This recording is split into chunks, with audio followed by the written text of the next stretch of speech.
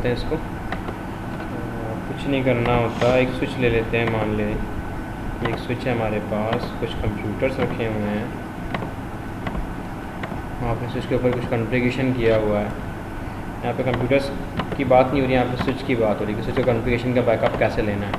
आपने जो क्रेडेंशियल्स लगाए हुए हैं, आपने जो डिटेल्स डाली हुई है, जो वीएलएन वैल्यू डाली हुई है, जो भी आपने इन्फॉर्मेशन स्विच के ऊपर लगाई हुई है, वो जो इन्फॉर्मेशन जो CLI के थ्रू आपने कॉन्फ़िगरेशन की मैंने से किया हुआ था, उसका बैकअप कैसे लेना है। जैसे कि ये मैं इनेबल करता हूँ, कॉन्फ़िगरेशन टर्मिनल पे जाता हूँ और इसका होस्ट नेम चेंज करता हूँ कि भाई आज मैं सीख रहा हूँ बैकअप,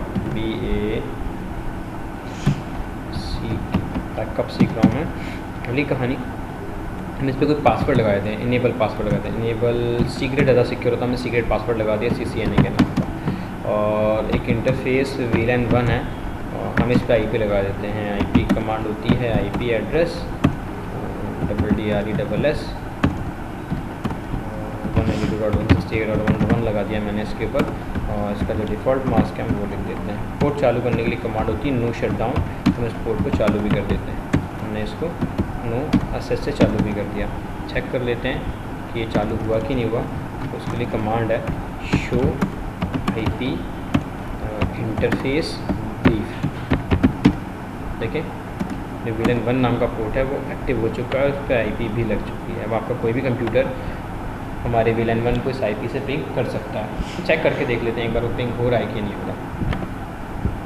उसी कंप्यूटर पे जाइए, उसी रेंज की एक IP लगा के देख लीजिए आप, दैट इज़ 192.168.1.2।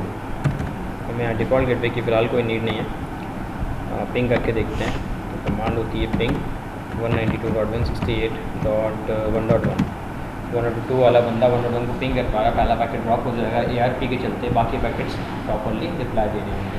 ठीक, चलिए आगे देखते हैं। अब इसमें जो इम्पॉर्टेंट कॉन्फ़िगरेशन है मैं वो राइट करता हूँ हर बार, मतलब अपनी NVRAM से। अभी तो RAM पे रखा होगा, अगर मैं देखना चाहूँ शो रनिंग कॉन्फ़िगरेशन में मुझे बैकअप सारी इन्फॉर्मेशन देखो दिख रही है कि भाई इसका पासवर्ड आपने सीक्रेट लगाया हुआ है, उसका कोई एक नाम दिया हुआ है, उसके VLAN पे कोई ID लगाई हुई है, ब्ला ब्ला ब्ला सारी बात। एक काम करते हैं हम टेलनेट भी बना देते हैं, कोई इशू नहीं है। आपने जो भी कॉन्फ़िगरेशंस करने हैं वो सारे आप करते हैं। टेलनेट भी बना दिया। तो मैं लाइन VTWise खोलनी पड़ती है उसके लिए। लाइन VTWise 0 से 4 मैं खोल लेता हूँ और इसमें मैं पासवर्ड दे देता हूँ, that is Cisco password. Cisco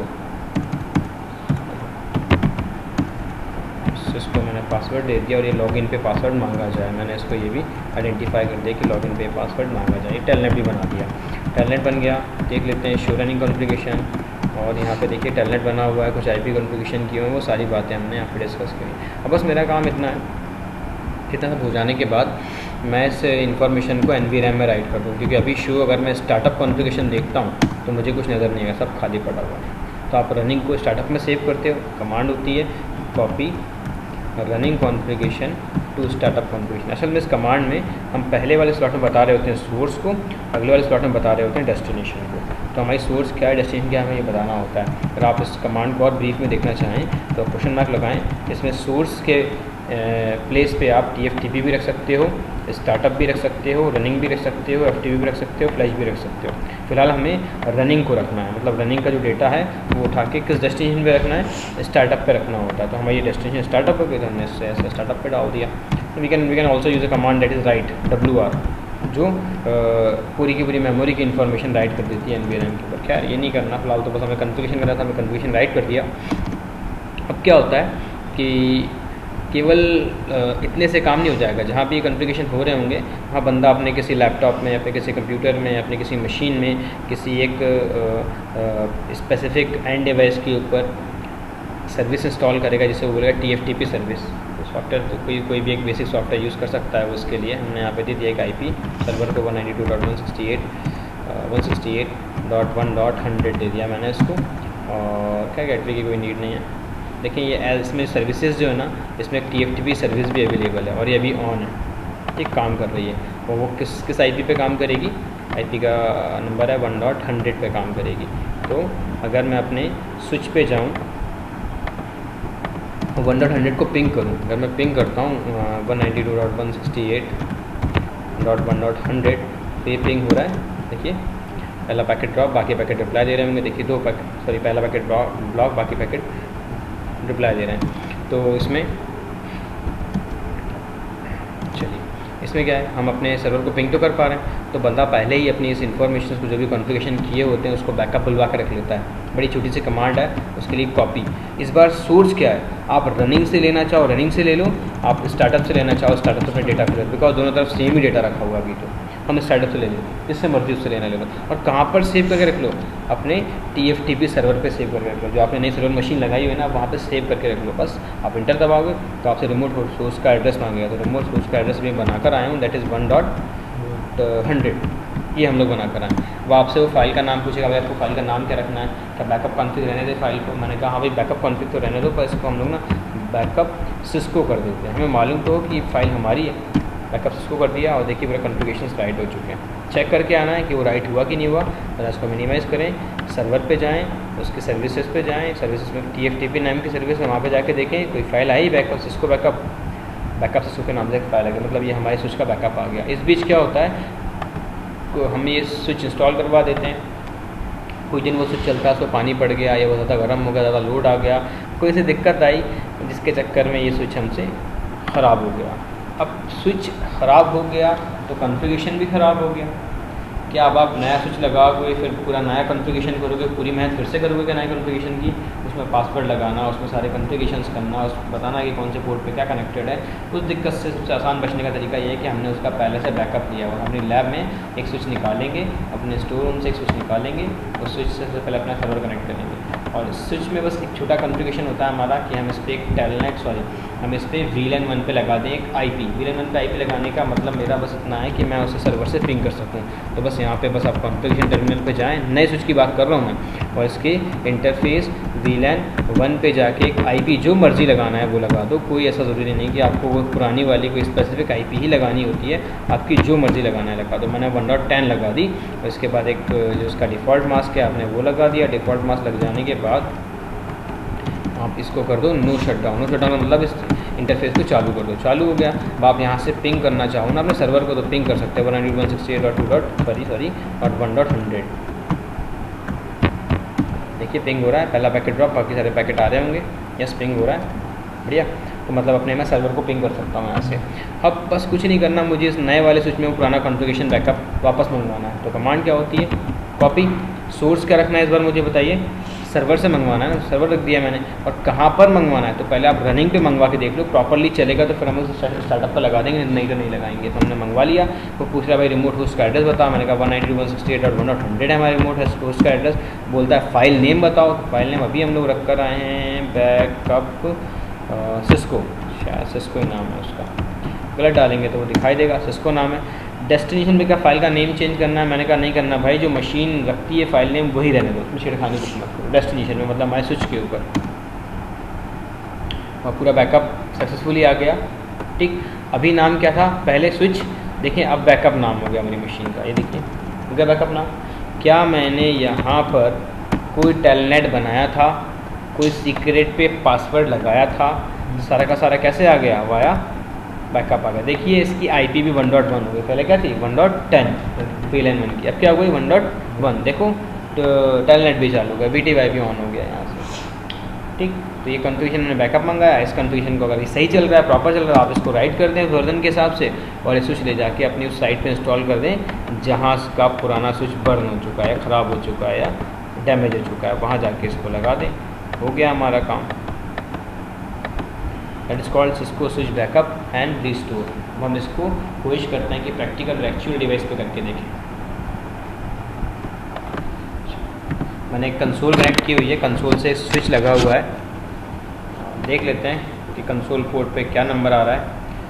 lesson SIM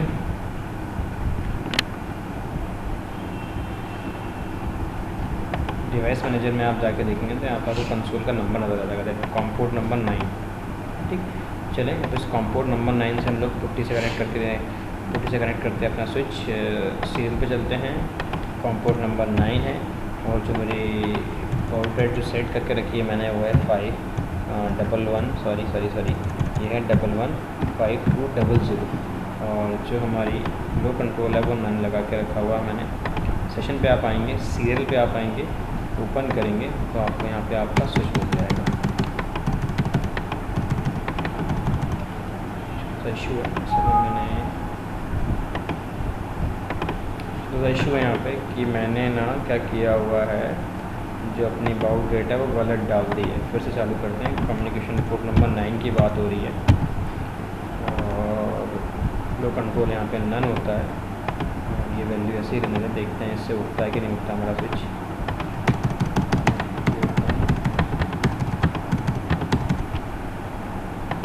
communication port number फिर से मैंने अभी ना केबल चेंज की, केबल थोड़ी प्रॉब्लम कर रही थी कंसोल वाली, फिर से करते हैं।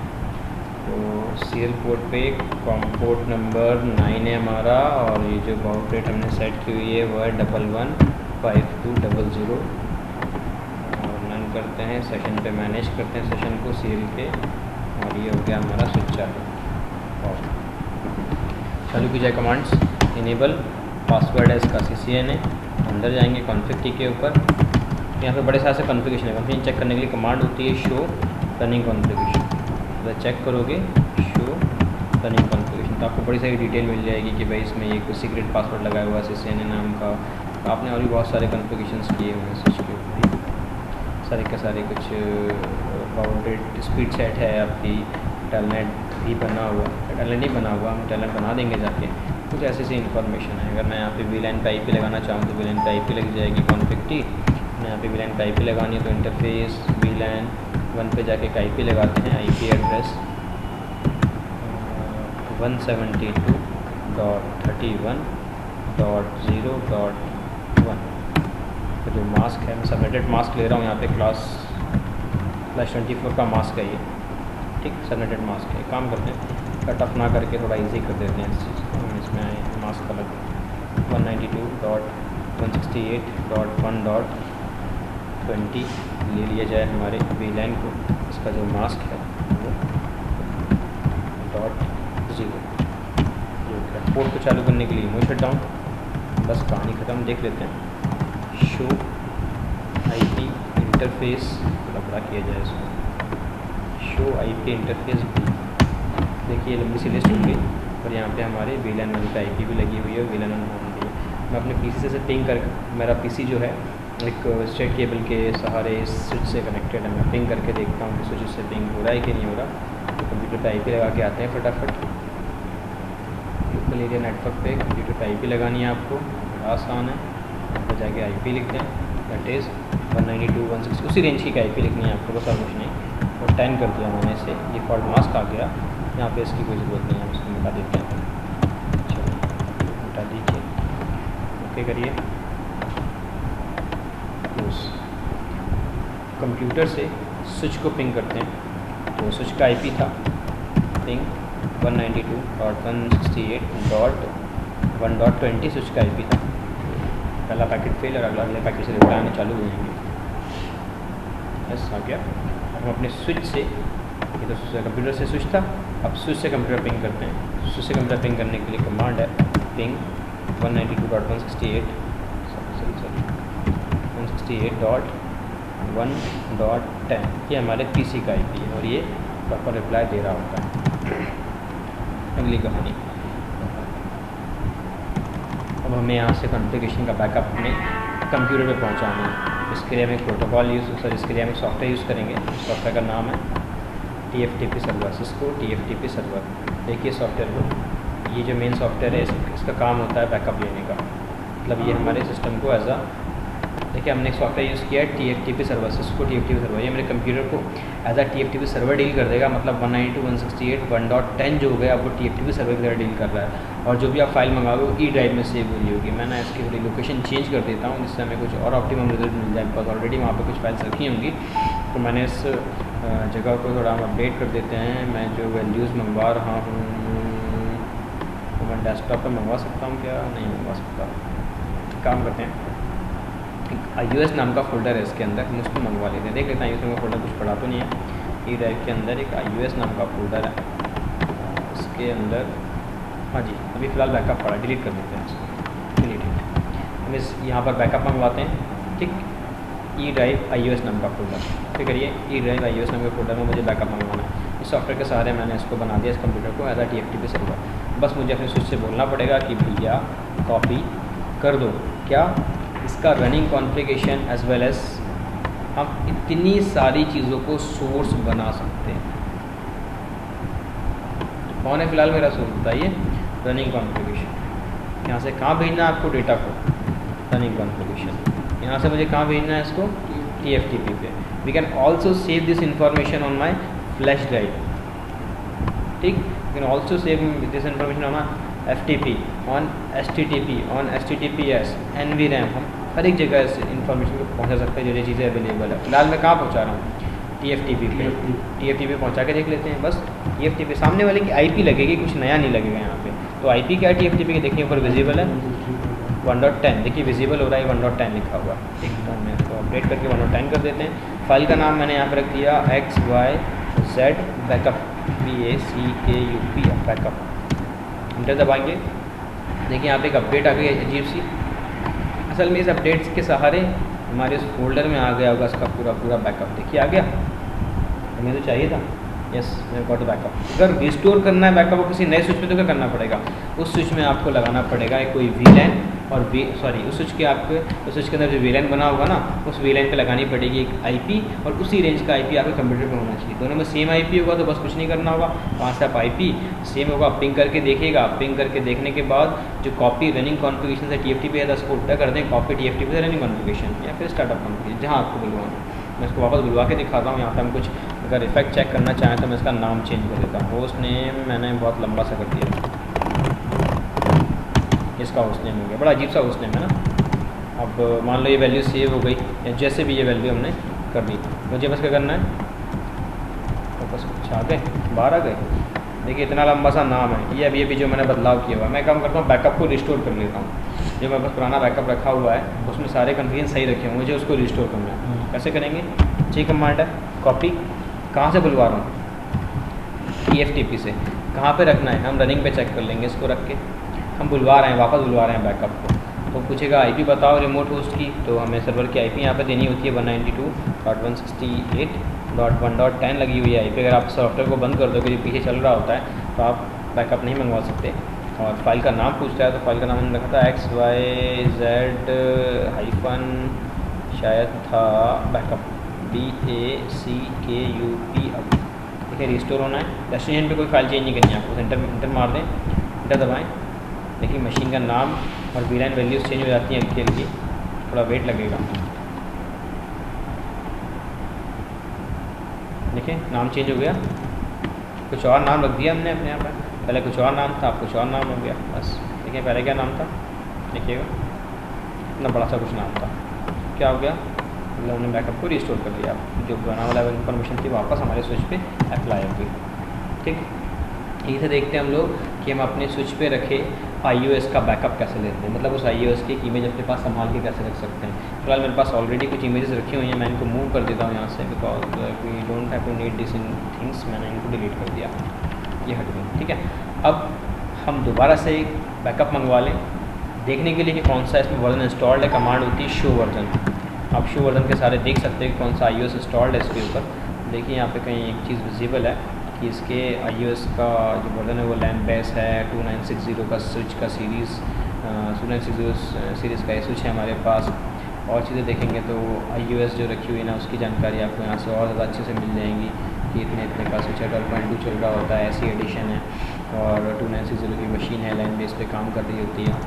और डिटेल देखनी है तो आप कुछ ऐसा भी कर सकते हैं, शो फ्लैश करेंगे ना तो फ्लैश मेमोरी में रखी हुई है आपका iOS दिख जाएगा। शो फ्लैश करिए, देखो ये हमारा iOS रखा हुआ है, ये वाला, ये .bin फॉर्मेट में होता है, मतलब बाइनरी फॉर्मेट में।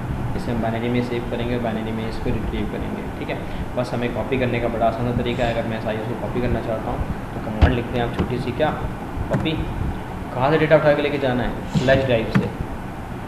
मैं अपनी फ्लैश मेमोरी से डेटा लेके जाना है ना, इस वाली मेमोरी से, कहाँ पर लेकर जाना है, तो मैंने कहा भाई मुझे TFTP पर लेकर जाना है। चलिए इंटर दबाएंगे, तो पूछेगा सोर्स फाइल नेम, कौन सी फाइल को लेके जाना है, तो मैंने इस फाइल को यहाँ से कर लिया, फाइल नेम को कॉपी। ये फाइल है iOS, मैंने उसके नाम को कॉपी कर लिया। इंटर दबाएंगे और अब वो पूछ रहा है मुझसे रिमोट होस्ट का एड्रेस। रिमोट होस्ट का एड्रेस कहने का मतलब है कि आप यहाँ पे सर्वर का एड्रेस दे दो, दैट वन डॉट क्या होता है 10, इंटर दबाते हैं। तो डेस्टिनेशन में नाम चेंज करना है, मैंने कहा भाई डेस्टिनेशन में कोई नाम चेंज नहीं करना, जैसा है नाम वैसा ही रहने दो, और इंटर दबा दो। देखो फाइल सेव होना चालू है, देखो फाइल सेव हो रही है, यहाँ पे फाइल सिंगल बिट जा रही है इन्फॉर्मेशन, और देखो यहाँ पे पीछे वो दिखा रहा है कि फाइल सेव हो रही है। पूरी फाइल मतलब पूरा का पूरा जो आपका iOS है जो बाइनरी फॉर्मेट में यहाँ पे था, मैंने पूरा कॉपी ले लिया अपनी मशीन में। अब अगर मैं किसी और ऐसा ही स्विच में ये चीज़ इंस्टॉल करना चाहूँ या कॉपी करना चाहूँ तो मैं इजीली कर सकता हूँ। बट अगर मेरे स्विच से iOS ही हट जाए, हो ही ना उसके अंदर iOS, तब आप क्या करोगे? फिर परेशानियाँ बढ़ जाएंगी ना आपकी, तब हमें कुछ सोचना पड़ेगा। अब जब iOS ही नहीं तो भाई क्या किया जाए? अब iOS ही नहीं है तो हम उसके रूम मोड से दोबारा से वाया Xmodem iOS इंस्टॉलेशन कर सकते हैं। तब हम लोग नेक्स्ट सेशन में देखेंगे कि iOS को इंस्टॉल कैसे किया जाता है। फिर iOS बैकअप बन जाए, एक बार देखते हैं कि iOS कितना आया।